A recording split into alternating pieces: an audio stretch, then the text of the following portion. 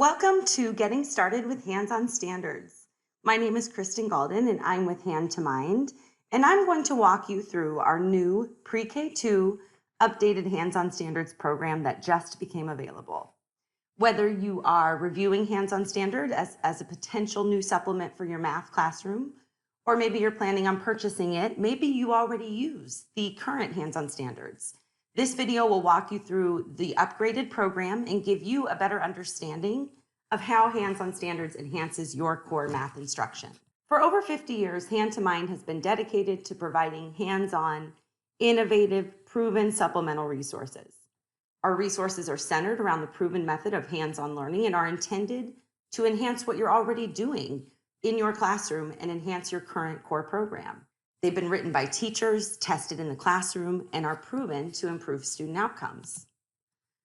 We pride ourselves on offering resources that are flexible and easy to use in addition to being hands-on. So how does this all work? Well, our refreshed Hands-On Standards for grades PreK-2 includes 4 components, each of which we will walk through today. The remaining grade levels 3 through 8 are currently in development and will be ready next year. Each of these components is centered around the active use of manipulatives to deepen student understanding and help them easily transition from the concrete to the abstract. Hands-On Standards is endorsed by former NCTM President Dr. Skip Fennell, who is an active member of the math community and who believes and supports in the power of hand-on learning in mathematics. I'm going to walk you through the Hands-On Standards resources today by looking at a sample math block. This will help you better understand how these components fit into your day. Keep in mind that while this sample is a 90-minute math block, we have examples for Hands-On Standards for a 45, for a 60, for a 90. These resources can literally work with any math block. As you can see here, we have a warm-up, the actual lesson or mini lesson, centers and intervention, closing, and in addition, we have an extension called Learning at Home, which can take place anywhere. So let's start by looking at the warm-up with our daily problem solving, which, by the way, happens to be my favorite resource. So before we talk about the routine itself, I want to talk about what it is to be a problem solver. Let's look at what problem performers are. I'm sure you all have problem performers. I know I did. I can remember having a lot of students who could perform the problem. They would move quickly to the computation. They would rely on memorized algorithms. They would look for keywords. In fact, in my first year, I would lead a word problem with the whole class in which we would circle the numbers, underline the question on chart paper. And that was a strategy that I taught them, not really understanding that I was doing a disservice to them. This is a process for picking out important information, but it doesn't require that students think about the meaning of the problem, think about the context, or really understand the mathematics. Problem solving is different. Problem solving includes exploration, making sense, applying strategies and algorithms. It's about analyzing, it's about modeling, and it's about understanding the meaning behind the computation. It's not just about picking out the numbers and solving it. Why are they solving it in that manner? What is it that the problem is asking them to do? And can they connect the mathematics in a manner that will allow them to approach the problem from that angle? We want to build problem solving skills. So it's important that we transition students away from being problem performers. Oftentimes they start there, and that's totally okay, but they shouldn't stay there.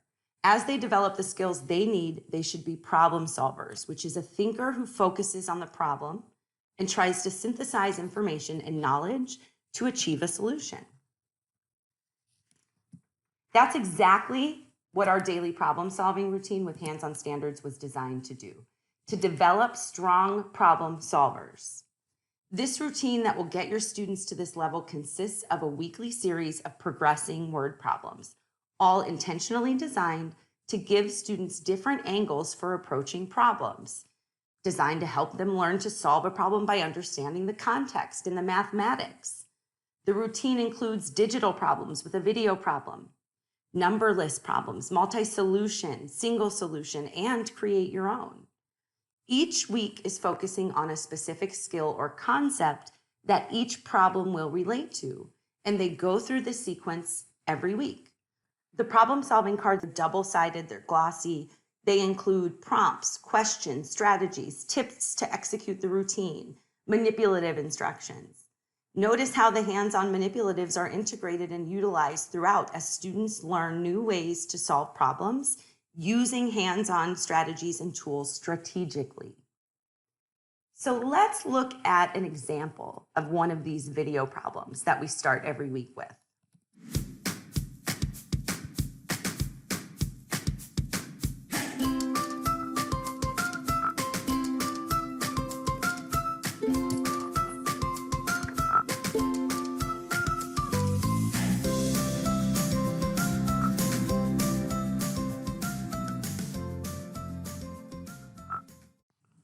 Notice the pause sign.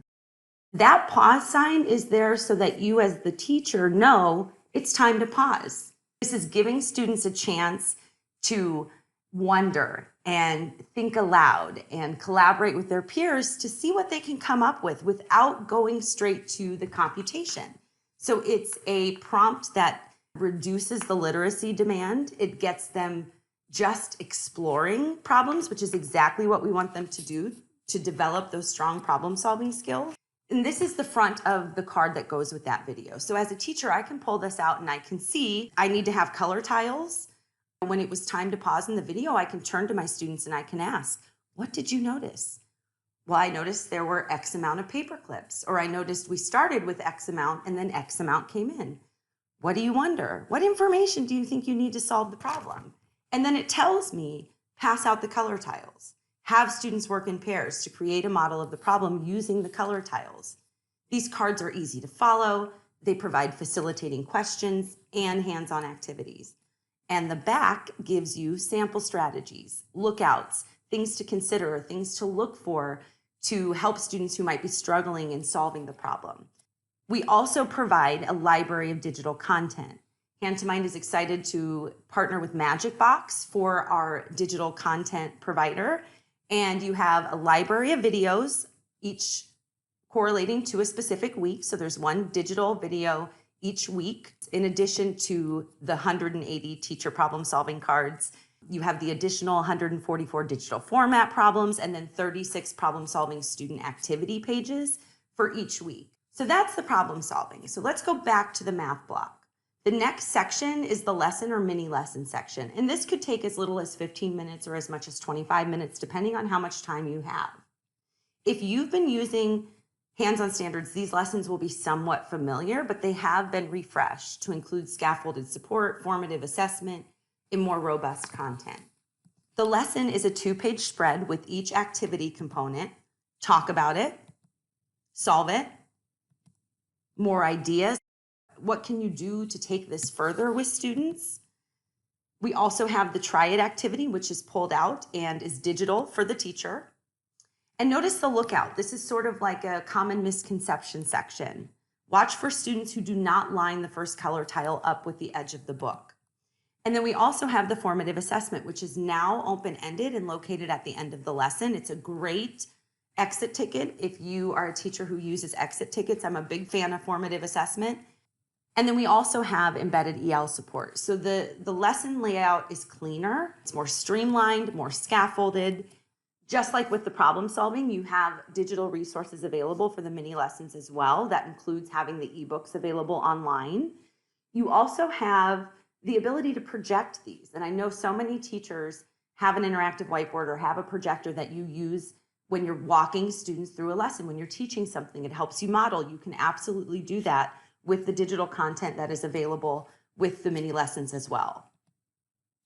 So the PreK-2 mini lessons for Hands-On Standards include 42 standards aligned lesson plans, 42 student-facing activity pages, digital try-it problems, formative assessment questions, and then English language support. So now we transition to intervention in centers. And this is the time of the block where students are engaging deeper in the concepts taught. For those that might be pulled back with you as the teacher and need more targeted support, that's where you might pull in the Hands-On Standards intervention.